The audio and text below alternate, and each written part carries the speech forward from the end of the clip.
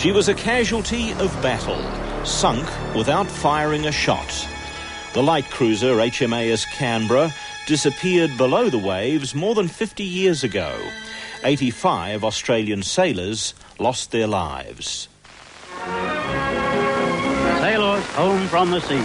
50 more men of the crew of the HMAS Canberra lost in the Solomons battle on August the 9th reach an Australian port. Many are unfractured, most of them wounded. And are they glad to be back? But even at the time, rumours were circulating that the loss of the Canberra was not what it seemed. The government in Canberra had its propagandist go to extraordinary lengths to praise our American allies. We were certainly glad those Yanks were around. They are a great bunch of fellows. They did everything possible for our comfort after they had attended to the wants of the wounded.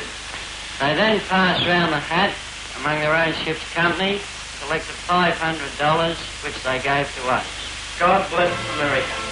Me too, boy. Australia mourned its dead from the lost HMAS Canberra in Sydney.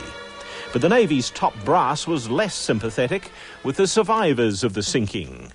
An Englishman, Rear Admiral George Muirhead Gould, was blunt. The ship's company was a disgrace to the service. Admiral Muirhead Gould informed us that we had shamed the Navy by not firing a shot.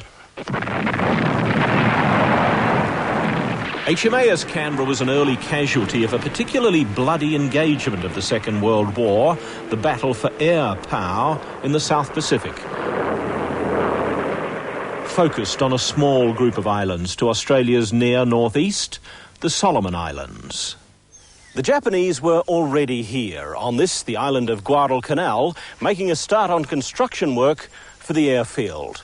And across the Sound, in the Florida Islands, setting up defensive positions. But the immediate problem for the American commanders was the Japanese fleet, massing out to sea somewhere.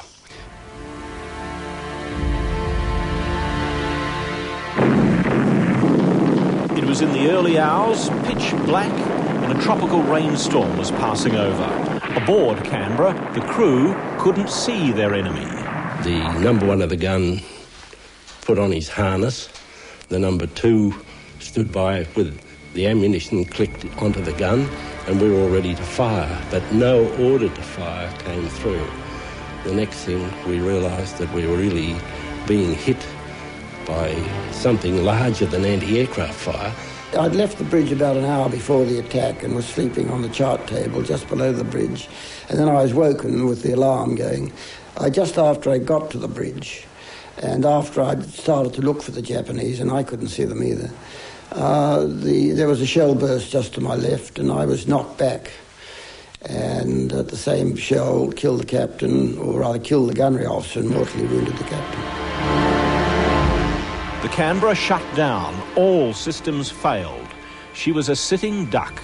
The ammunition hand had been stunned. Then I was all wounded. The armourer beside me had his head blown off. By dawn, the Canberra was doomed.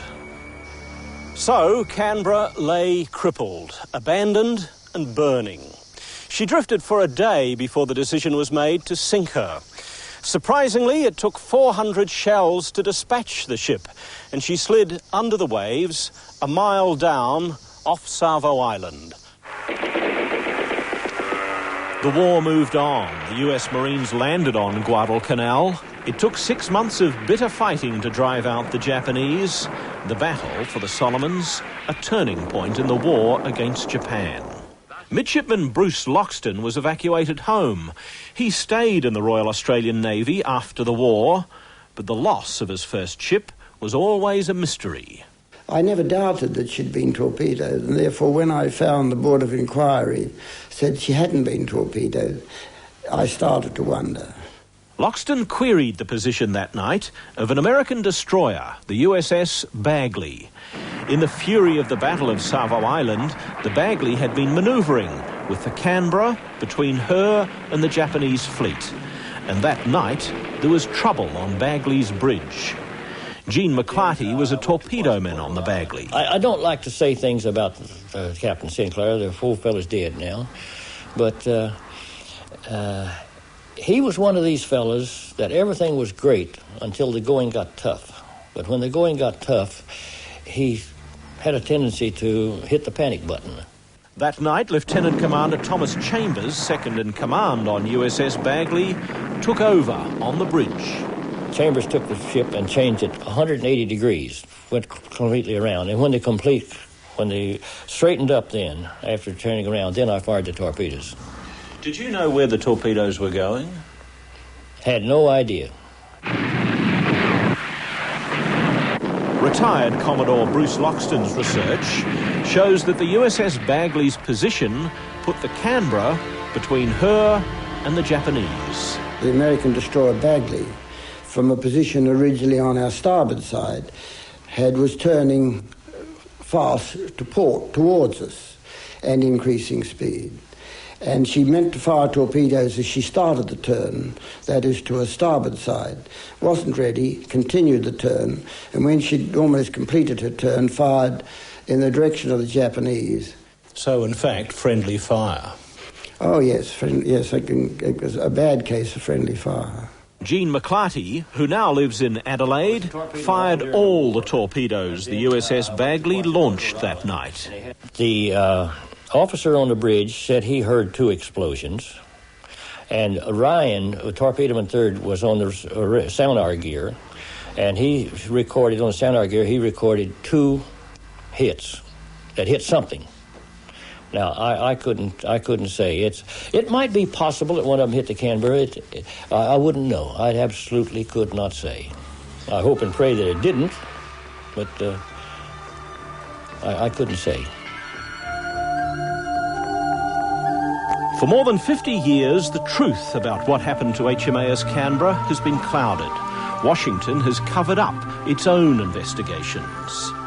For the survivors, there is now belated comfort. No more is their lost ship the shame of the Navy. I think it did rankle.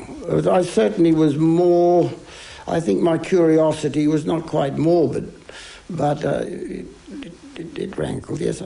I will feel better that it was not the shame that I, have sometimes thought it was.